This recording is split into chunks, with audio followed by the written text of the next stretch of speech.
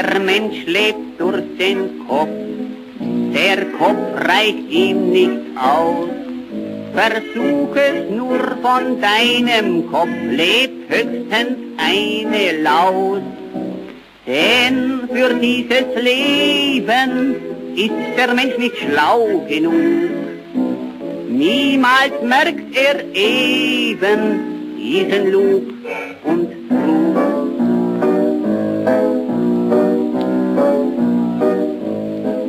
Ja, mach nur einen Plan, sei nur ein großes Licht und mach dann noch einen zweiten Plan, den tun sie beide nicht.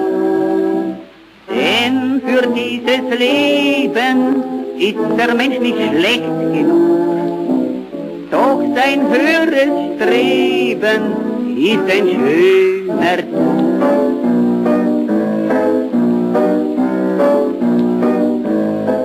Ja, renn nur nach dem Glück, doch renne nicht zu sehr, denn alle rennen nach dem Glück, das Glück rennt hinterher.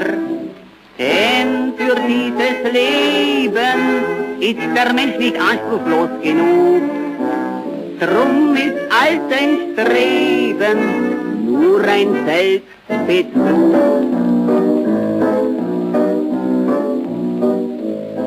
Der Mensch ist gar nicht gut, drum hau ihn auf den Hut.